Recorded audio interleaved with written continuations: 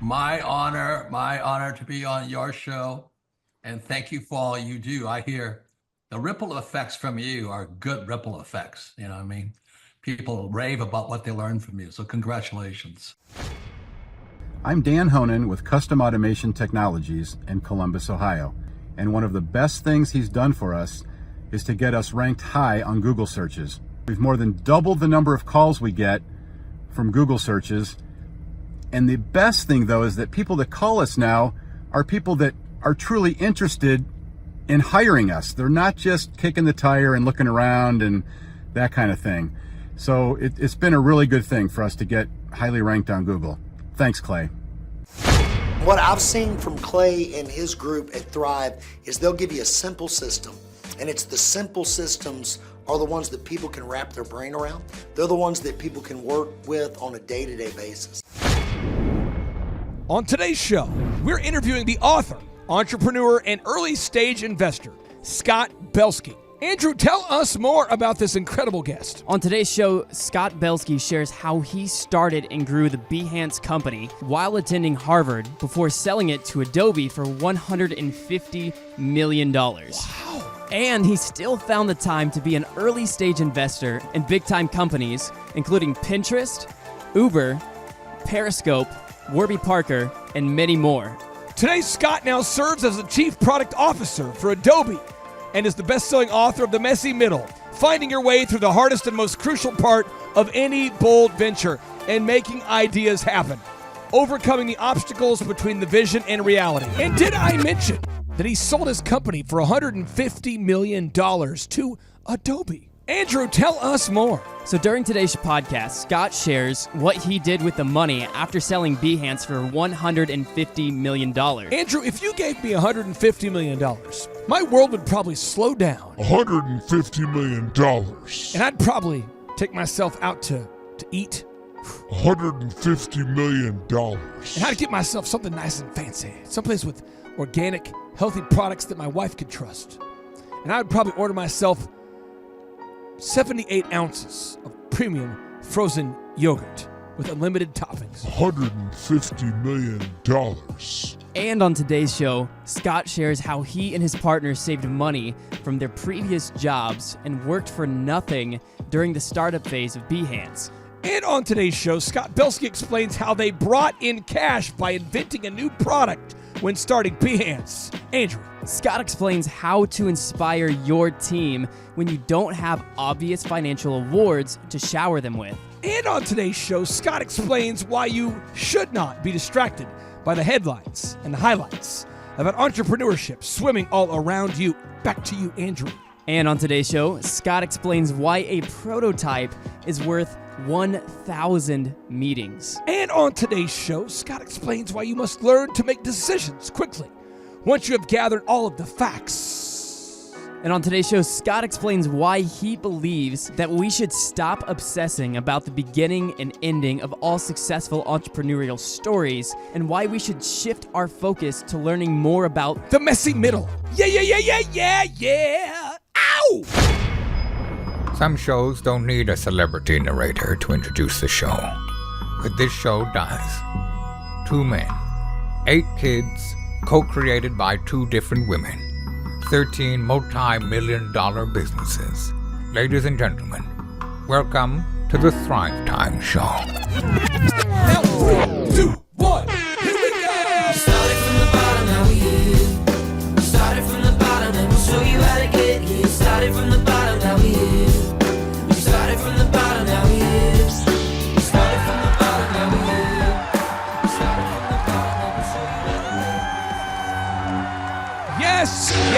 Yes, and yes. Thrive Nation, on today's show, we are going to have a blasty blast with the incredible Scott Belsky. Scott, how are you, my friend? I'm doing well. Thank you for having me. Hey, thank you. I'm sorry you made the poor life choice and agreed to be on the show, but we'll have some fun here today. So, I know you've had a lot of success, and I wanted to kind of start off at the bottom. I love to do that, to hear, about your childhood, and because now you're at this level where I think a lot of people look at it and go, wow.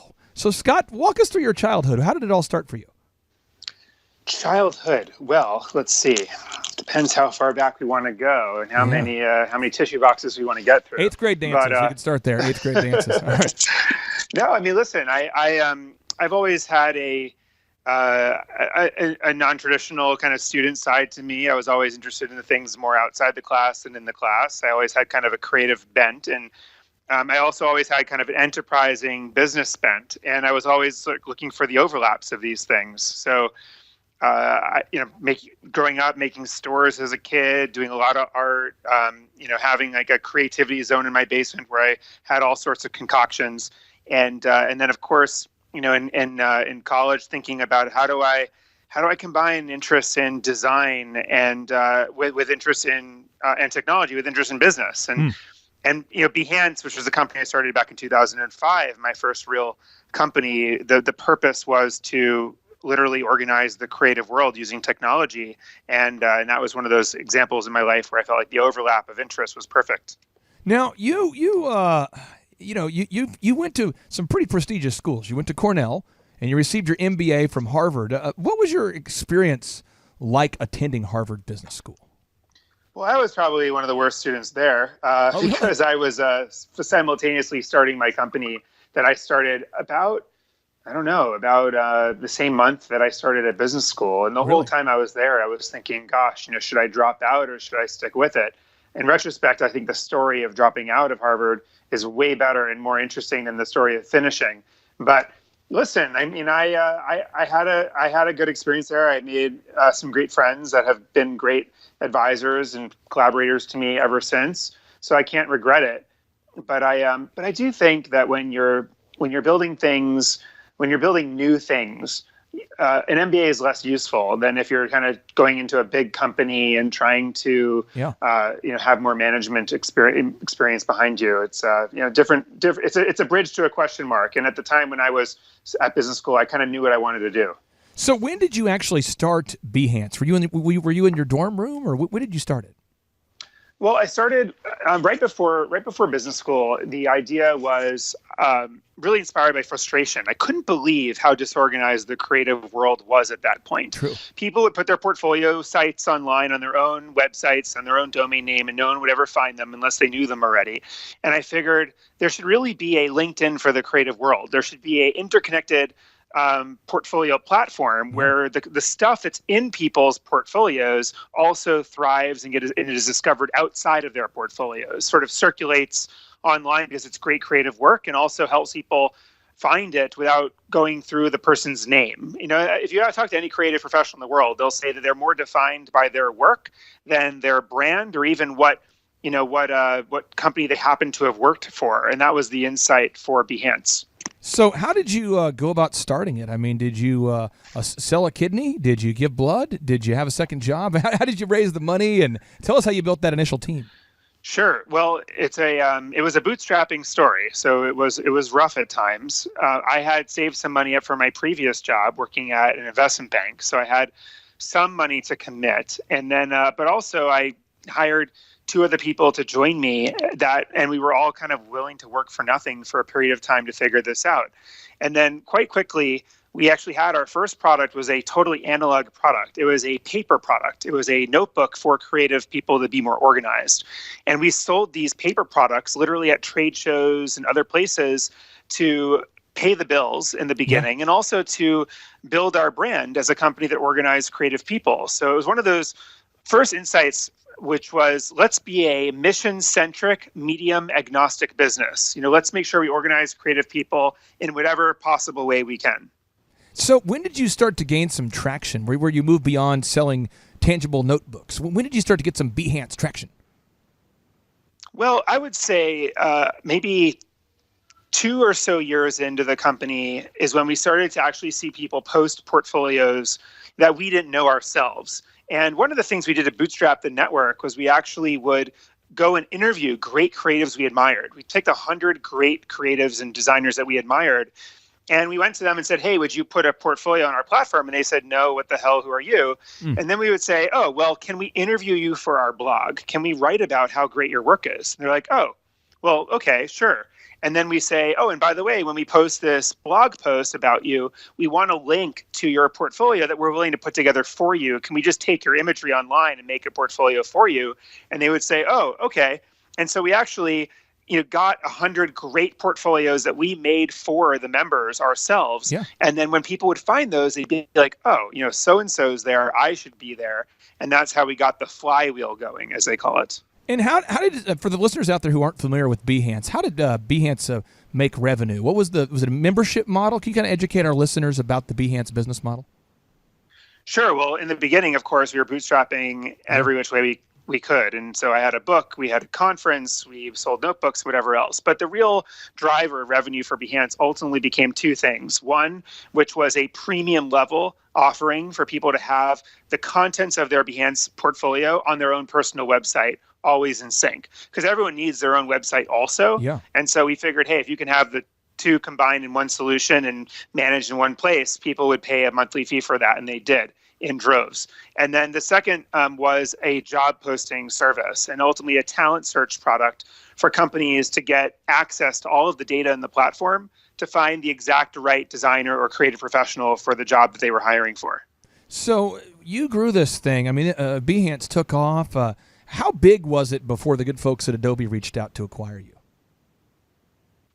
Let's see. Around that time, we were a little over 1 million members. Wow. And, fast forward today, we have over 16 million members. So it's grown quite a bit since the acquisition. But we were in a very high growth rate at the moment where that happened.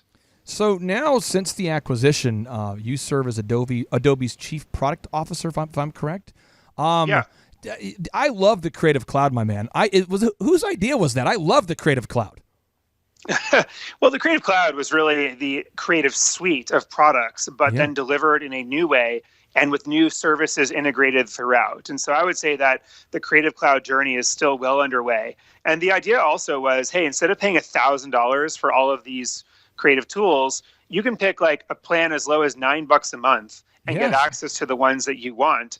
And it was a very empowering thing for creatives out there, many of whom previously didn't really properly pay for their products. Now they could say, hey, I can get them legally. I can also have all these services like font management and Behance and all these other things integrated throughout my tools. And then I can have, increasingly have better ways to collaborate with others, because that's one thing that the creative world is actually still awakening to, how to work together. Scott, how old are you at last count? So I actually just turned 39 last week. Okay, so you and I are about the same age, so you can maybe vouch for me on this. When I started my first company, DJ Connection, out of my Oral Roberts University dorm in 1999, I had to buy Adobe, and I got like the student version, I think it was, for Photoshop. Right. For like, I want to say it was like $600. I know I had a Micron with 333 megahertz of RAM, and this is my impersonation of my computer. And it would just like mock me. It would take forever to render. And then when I became an adult business owner, I paid $1,000 for Adobe's version of what is now called Premiere, and then $1,000 for Audition. And I love the Creative Cloud, my friend. What is your role now at as Adobe's chief officer? What kind of stuff are you involved with the Creative Cloud, or what all do you do? Yeah, so I'm looking for all of the creative products. So all of the products in Creative Cloud, of course, the video products, the imaging, photography, experience design, animation, all of these products, how they interoperate, so how they work together and how they have roadmaps ahead that bring them to another level. Always thinking also about new mediums like voice interfaces and AR and VR, and so the challenge is always making sure that we're pushing every segment forward, allowing photographers and video editors and others to do the greatest work of their lives, while also making sure that they adopt new technologies and create for new problems. It's always, you got to always stay on the edge. I don't know if you can make this as a feature. This is my one feature request. If you could make mandatory spell check on all Adobe products and then forbid people spelling things wrong anymore, that'd be great. Because we're in a culture that's kind of post-spelling. They no longer know how to spell because of all the spell checks, So once it gets into Photoshop, sometimes people don't catch that little thing. Mandatory. Stay tuned. All right, nice. Yes. Okay, there we go. Now, you have invested since would you call it selling since being acquired by Adobe or since merging with Adobe? How do you describe that? Merging or selling or? Yeah, no, we were acquired by Adobe, and I started investing right before that happened. And you've invested in Pinterest, I believe, and Uber, Yeah. and brands people know. What do you look for in the companies you invest in? Well, I look for different things in the person and also the product, and the problem. So on the people side, I love people that want to shake something up, that listen and learn as much as they speak. I love to work with teams that value design and product experience above everything else, not just exploiting some opportunity. I really enjoy products that take in like human psychology into account, and how. What do we really care about when we start using a product initially? Not much, it turns out. We're all very lazy, vain, and selfish in the beginning, and it better really appeal to near-term needs before it kind of delivers that long-term value. So I think about things like that. I also look for teams that really have empathy with the people suffering the problem they're trying to solve, as opposed to just being passionate about a solution, but people really get the problem they're solving and have empathy. Or I find entrepreneurs that end up with an incredible product market fit, as they call it. For the listeners out there that maybe don't know the history of these things, with Uber, how big was Uber when you first invested in it? Was it a small little baby business, or was it a big business, or was it what stage did you invest in with Uber? I got involved with Uber when it was still an idea, so before they had actually launched their first product. So hopefully that turned out well for you, my friend. We shall see. Right. Now, you have decided to write some books because apparently you have nothing going on other than making the coolest products in the world. So you wrote this one book here, Making Things Happen. What first inspired you to write this book, and what's that book all about? Well, making ideas happen, although in some countries it might be called things. Oh, Fair yeah, enough. there we go. Fair enough. Fair enough. Making Ideas Happen came out in 2010, and this is a book about why most creative individuals and teams get nothing done. They're always going from idea to idea to idea. But some creative people and teams defy the odds and are so productive and just churn it out and make ideas happen again and again and again. And so Making Ideas Happen is a book all about what it is that those people and teams do that we can learn from. And I like to buy books while we're interviewing you. I like our show observer to buy the books. We're going to buy a book right now. We're going to get it shipped right now. Making Ideas Happen. And I think after all the royalties, you probably make $2 right there. So there we go. $2 for you. Maybe 2 cents, but thanks. 2 cents. There, that's a mega point for you. Okay, so now your next book, I believe. Let me see if I get this title wrong as well. Yep. The Messy Middle. You got it. Talk to me about this book. The Messy Middle. The Messy Middle was inspired also by frustration, in this case, by everyone's obsession with the starts and finishes of everything. And why we don't talk about the middle volatility, the stuff that actually matters, it is wild to me. And so the Messy Middle is all about navigating volatility. How do you endure those lows? How do you optimize the heck out of everything that works? And how you work, how your team works, or what your product's doing and how your product's working. And finally, how do you not screw it up in the final mile? Can you share with us about the lowest point when you were building Behance, or maybe any business endeavor you've been involved in, or maybe something you've invested in that's far enough in the past where you can talk about it, but one where you were at the bottom, just the worst possible scenario? Because I think some of our listeners out there need a little pep talk, a little empathy. Sure. Well, where do I begin? I mean, Behance was a 5-year bootstrap journey, and we had a lot of very, great volatile times. I would say just a general challenge I had was we had a small office in Union Square, or off of Union Square, and whenever I would walk out of the building, I would see the fruit guy at the corner, the guy selling fruit in his cart, and I would realize that at the end of the day, he had a far better business than we did. And it just was very humbling to realize, gosh, like we think we're smart, we're working so hard, we're spending years, just working ourselves to the bone and losing money. And yet, like, we still don't have a great business, or any business for that matter. We're working amidst complete anonymity, ambiguity, uncertainty, and anxiety.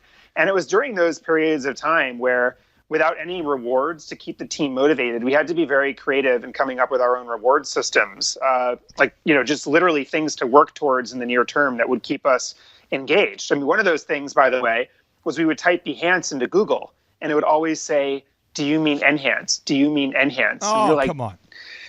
Like, can we just not be a mistake anymore? Right. So that was like one of those goals. So we were like, in 6 months, we are no longer going to be a mistake. And that was one of those little hacks we used to keep ourselves engaged, even though we had no real short-term rewards to measure ourselves with. And lo and behold, 6 months later, after all these portfolios we put up for the creatives that I talked about at the beginning, Behance came up as a legitimate search result, early or late, middle 2007. Boom, that right there deserves a mega bomb.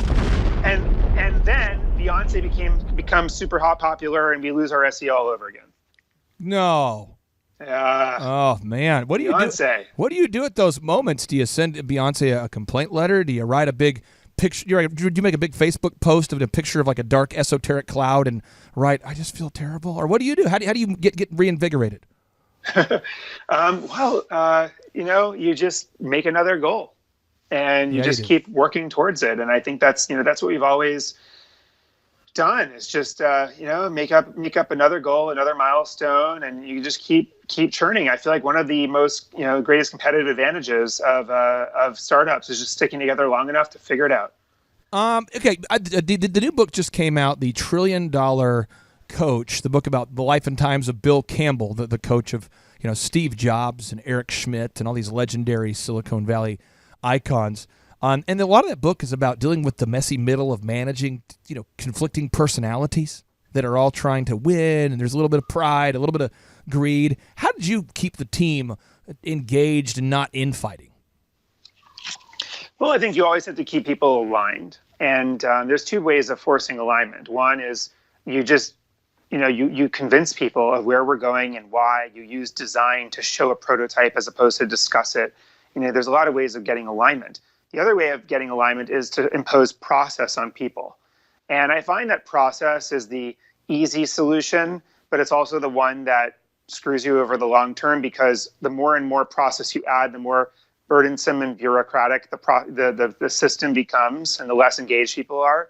So some process is really important, and you have to have process. But at the same time, the work that you do to keep people aligned, to show rather than tell, is really important. Are you merchandising to your team these milestones, like we're going to be a legitimate search result in Google? Are you doing those things and merchandising and rallying the troops? And also, are you treating your team like an immune system? Are you really sensing when there's something off? And are you addressing it as opposed to assuming everything will get better on its own? You just said a knowledge bomb I just wanted to marinate on. You said you want to show a design, rather show like a mock-up rather than to discuss it. Why is that? Yeah, well, listen, a prototype is worth 1,000 meetings. We can sit around forever and talk about how something should work and why someone should see this and that and this and that, and why are they not engaged at this point, and why do we lose the customer here or there. But if you can actually show the design of what it could be and should be and what's wrong, if you can just show rather than tell, I actually find that meetings are a lot more productive. Oh, that is good right there. A prototype is worth 1,000 meetings. That's good. Now, with your schedule now, I know you're a busy guy, a lot of demands on your time. People like me reaching out to you. How do you organize the first 4 hours out of every day, and what time do you typically wake up? It varies, but what I try to do is I have a few hours every day where I am not focused on email or to-do lists or anything else that's like coming in, but rather on 2 or 3 things that I think are most important over the long term. It's the only trick that I have found to be able to focus sufficient energy on longer term pursuits, slow baking type of things that otherwise you would never get to because you're always reacting to someone's email or living someone else's to-do list.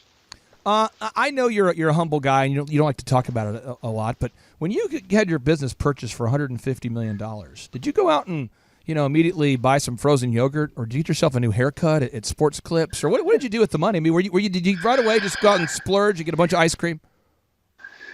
Oh man, well, I mean, I think the whole team, we had a few things we just kind of took care of quickly. Like some of us had student debt we had to pay off. Some of us had a parent that needed some help. Some of us, we all had some sort of situation like that. And then beyond that, my advice that I always got from mentors of mine was try not to change your life for a year. So I actually didn't do much different for a year. I just tried to kind of keep my head down, do work for the right reasons. And then, but it's interestingly enough, you when you're no longer doing the work because you hope to have an exit someday, you have an opportunity to do the work just because you like doing the work. And it's actually a good test because some people at that point are like, oh, I'm out of here. Right. Because they never really liked the work they were doing. They were doing it for an end. In my case, and most of my team, we stuck together for years because we just liked building for creative people. I mean, we just thought that was interesting. And, and that's why I think a lot of us stuck with it for a long time. My final question I would have for you is this. There's a lot of people that I'm sure that have heard you speak at a conference or a podcast like this where you've given advice. You've probably had Q&A sessions at different things. And I'd just like to ask you, what is the number one advice that you give people that they almost never actually implement? Let's see. I mean, I think one of the pieces of advice that I try to give is to just make decisions more quickly. And the fact that the most frequent decision made is to not make a decision yet, I think is true. And we all get some sort of analysis paralysis, right? When it comes to digesting data. And I just find that whenever you make a decision, you're learning. Whereas if you're not making a decision, you're likely not learning. And if you are nimble enough and instrumented in the right way as a team, if you make a decision that's wrong, you can quickly revert and get it right. I say that, but then a lot of folks still struggle, I think, with decisiveness. Another thing is when it's early stage entrepreneurs just founding something, I will always tell them, and I sort of mentioned this earlier, but don't just be passionate about a solution for a problem. Seek empathy with those suffering the problem. And empathy matters more than passion, which is the direct opposite of what you typically find, which is most people say, oh, I'm so passionate about this problem and this is the solution. I'm just going to go off and spend 3 years making it happen. And that's oftentimes a mistake. Scott, I give you the floor, the opportunity to end the show with a cherry on top. What's the message you want to get out there to the Thrive Nation, most of which who are huge Adobe Cloud fans? Well, I mean, keep the feedback coming because every team, every company that makes products that you use thrives off of the feedback. And I'm trying to make Adobe feel like a little more of a small company these days. That's one of my big goals as Chief Product Officer. So we are trying to engage and connect directly and get the feedback. That's my ask. My last message, I would say, is to not get distracted by the headlines, by the assumption that everyone else around you is getting more traction than you. Because the truth is that the greatest companies just are so misunderstood. I mean, talk about Pinterest, which recently went public just a couple of weeks ago, notoriously underestimated company that was never written about. People always discounted it as this weird imaging, scrapbooking site, but it was a team that just really felt like they were on a long haul journey and tried to build a culture such that people didn't need to have the constant stimuli, dopamine driven headlines and accolades, but rather could just put their heads down and stick together long enough to figure it out, which to me is, as I said earlier, the competitive advantage, I think, in the startup world. Now, Scott, in all sincerity, if you could create a taser feature that would taser all graphic designers that refuse to spell check, if it could just taser them in a way that won't kill somebody, but that kind of hurts for an hour or two, that would be great. Scott, thank you for your time, my friend. I realize you have things to go do, but thank you very much. Thank you for having me. All right, you take care. Now, Andrew, we like to end each and every show with a boom, and so are you ready? I'm so ready. Here's the deal. I want you to bring the craziest boom you've ever brought to the show. You ready? I'm so ready. Here we go. 3, 2, 1, boom! Hi there, my name is Stephanie Pipkin. I am 24 years old and I own Black River Falls Cleaning Services. We opened in April of 2019 and it is now mid-June of 2020. So I wanted to talk today about the success and growth I have achieved by implementing the Proven Path with Clay Clark's team and my business coach Luke from Thrivetime. It has been insane to say the least. I started working with them in mid-February of this year, so we're about 4 months in of working together, and it has completely transformed my business in pretty much every facet. So I'm gonna check my notes here. So in 4 months, my leads have tripled. I was getting probably 2 leads a week. Now I'm getting more in the 10 to 15 leads a week. I have doubled my number of employees. I'm now hitting the highest revenue weeks in the history of the company, week to week, it seems like. We went from about 6 appointments today as our highest in February to now 14 to 15 appointments a day. And hiring quality employees has become much simpler and less stressful by using their systems for hiring. I typically only get maybe 2 complaints a month, if that, and everybody shows up to work. I just have really high quality employees now, especially in something people typically consider a high turnover type of work, you know, cleaning houses, cleaning businesses.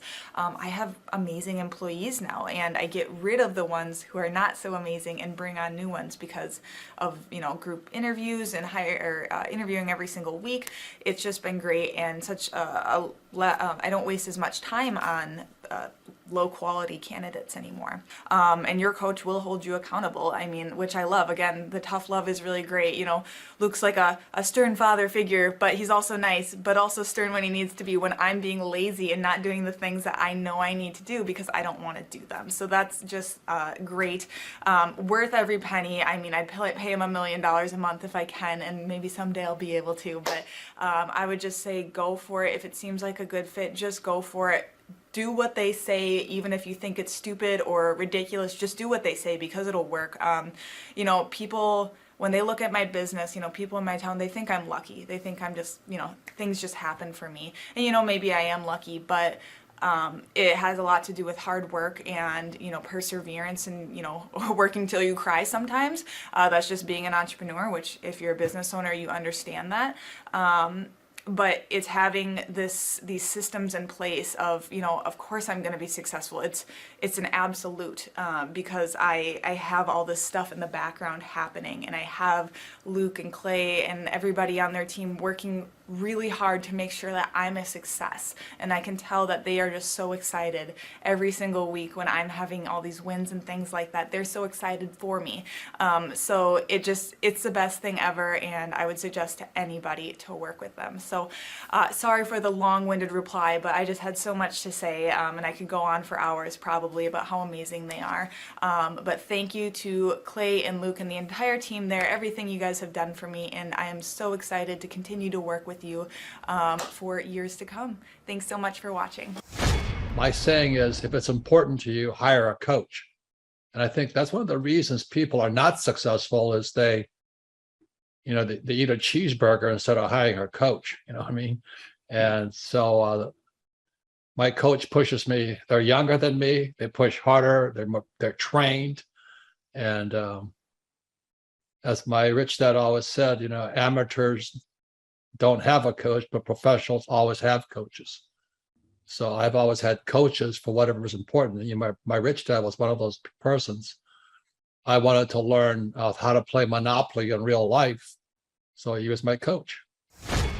Well, Carter, you know, we have an opportunity here at the Thrivetime Show to work with some really great business owners, people that are actually serious about growing their company. They go to thrivetimeshow.com and they reach out to schedule a free 13-point assessment. And oftentimes I hop on the phone with these folks and we figure out if they're a good fit. And once we start working with a client, our goal is to help the client to actually grow their actual business. And on today's show, we're joined with a man who we've had the opportunity to work with. The company's called NWA Gutter Perfection. And my understanding, Carter, is that they're up over 60%. Is that right? I would say that's correct, yes. DJ, welcome on to the Thrivetime Show. How are you, sir? Good. How you doing, Clay? I'm doing great. So for anybody out there who is doubting whether you're a hologram or not, what's the name of your company, sir? Gutter Perfection. How did you guys first hear about us? Do you know? It's actually a friend of mine found out about your business conferences there, and then we went there. And I guess I was sold the first conference we went to. If you go to nwagutterperfection.com, you can see they're a real company. They're a real business. They really are growing. What markets do you service there, DJ? For people out there that might be looking for your services, what's the market area that you service?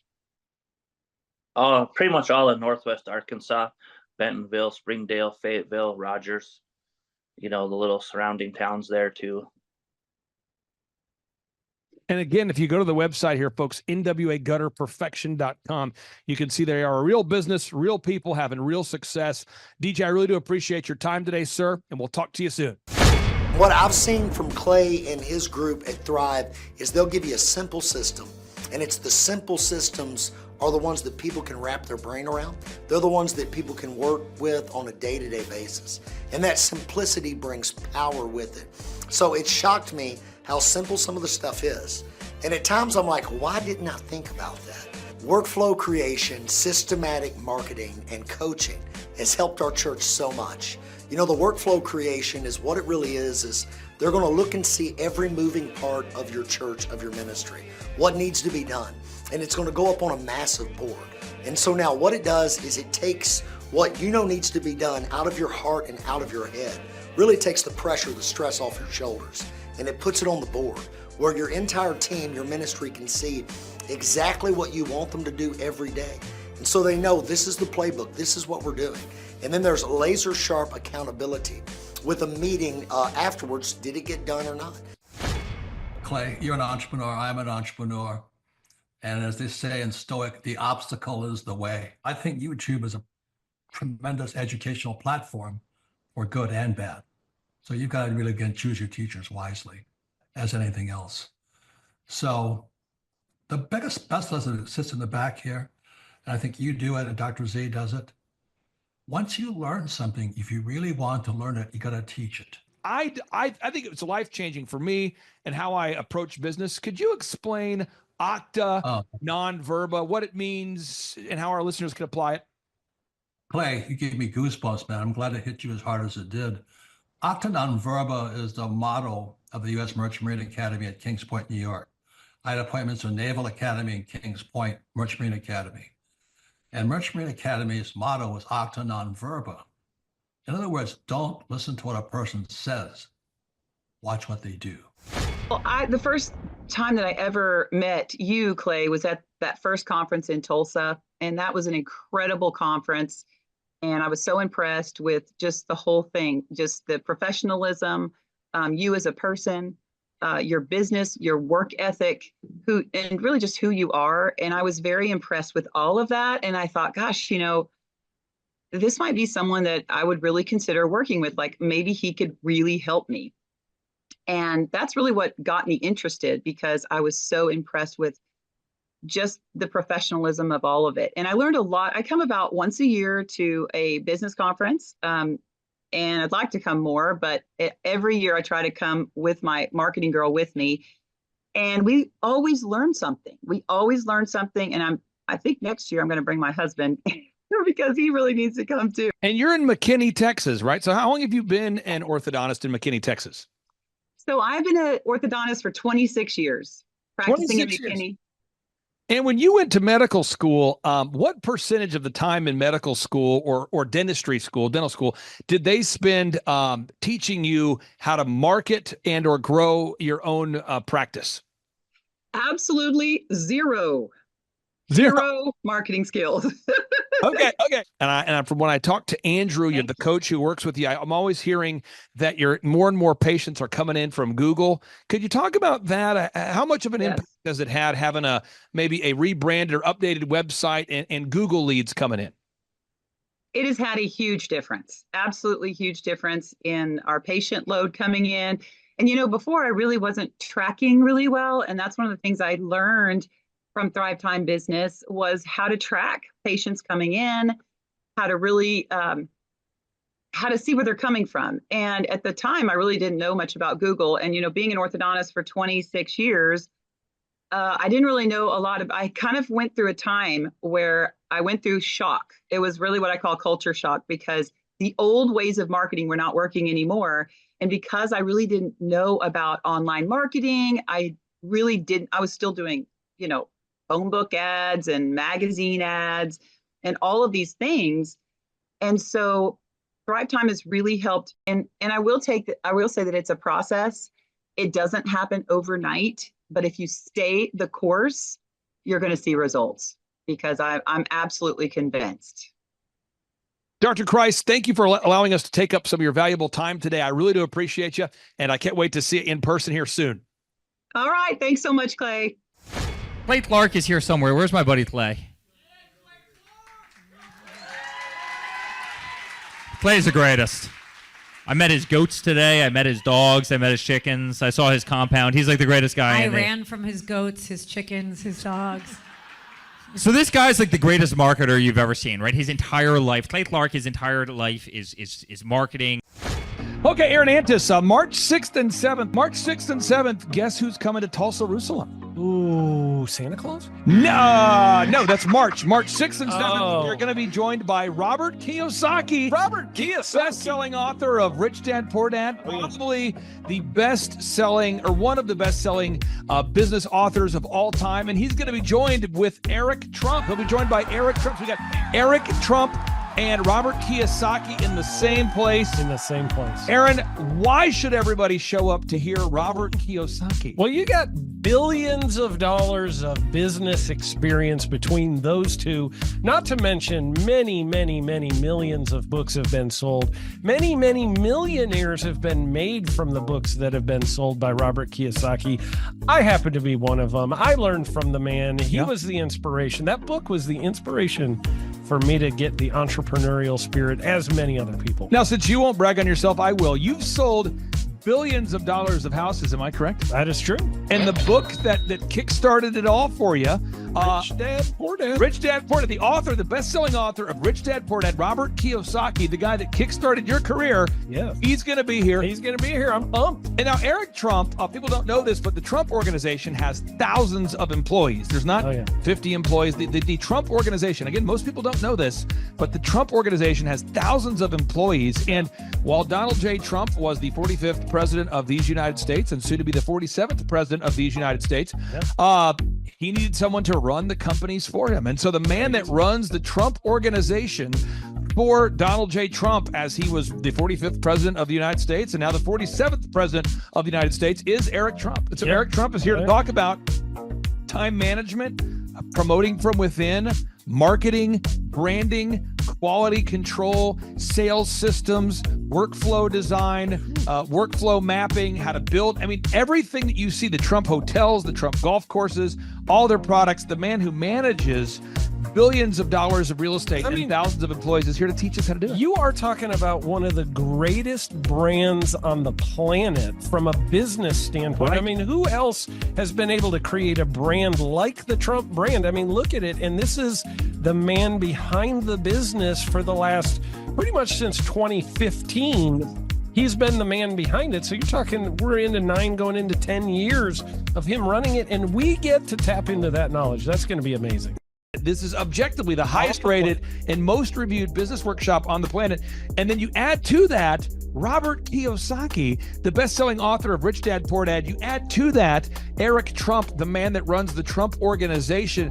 You add to that Sean Baker. Now you might take, but Clay, is there more? I need more. Well, okay, Tom Wheelwright is the wealth strategist for Robert Kiyosaki. So people say, Robert Kiyosaki, who's his financial wealth advisor? Who's the guy who manages, who's his wealth strategist? His wealth strategist, Tom Wheelwright, will be here. And you say, Clay, I'm not going to get a ticket unless you give me more. Okay, fine. We're going to serve you the same meal both days. True story. We cater in the food, and because I keep it simple, I literally bring in the same food both days for lunch. It's Ted Escondido's, an incredible Mexican restaurant. That's going to happen. And Jill Donovan, our good friend, who is the founder of Rustic Cuff.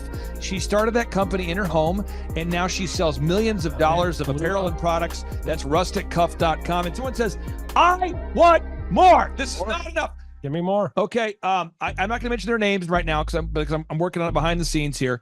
But we've got one guy who's given me a verbal to be here. And this is a guy who's one of the wealthiest people in Oklahoma, and nobody really knows who he is because he's built systems that are very utilitarian, that offer a lot of value. He's made a lot of money in the it's where you rent.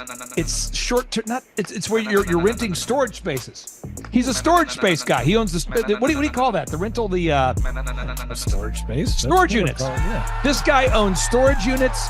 He owns railroad cars. He owns a lot of assets that make money on a daily basis, but they're not like customer facing. Most people don't know who owns the mini storage facility, or most people don't know who owns the warehouse that's passively making money. Most people don't know who owns the railroad cars, but this guy, he's given me a verbal that he will be here, and we just continue to add more and more success stories. So if you're out there today and you want to change your life, you want to give yourself an incredible gift, you want a life-changing experience, you want to learn how to start and grow a company, go to thrivetimeshow.com. Go there right now, thrivetimeshow.com. Request a ticket for the 2-day interactive event. Again, the day here is March 6th and 7th. March 6th and 7th, we just got confirmation. Robert Kiyosaki, best-selling author of Rich Dad, Poor Dad, he'll be here. Eric Trump, the man who leads the Trump organization. It's going to be a blasty blast. There's no upsells. Aaron, I could not be more excited about this event. I think it is incredible. And there's somebody out there right now, you're watching and you're like, but I already signed up for this incredible other program called Smoke Your Way to Thin. I think that's going to change your life. I promise you, this will be 10 times better than that. It's like I picked the wrong week to quit smoking. Now, don't do the Smoke Your Way to Thin conference. That is, I've tried it. Don't do it. Yeah, chain smoking is not a viable. I mean, it is life changing. It is life changing. If you become a chain smoker, it is life changing. Not the best weight loss program, though. Right. Really. So if you're looking to have life changing results in a way that won't cause you to have a stoma, get your tickets at thrivetimeshow.com. Again, that's Aaron Antis. I'm Clay Clark, and reminding you and inviting you to come out to the 2-day interactive Thrive Time Show workshop right here in Tulsa, Oklahoma. I promise you, it will be a life-changing experience. We can't wait to see you right here in Tulsa, Oklahoma.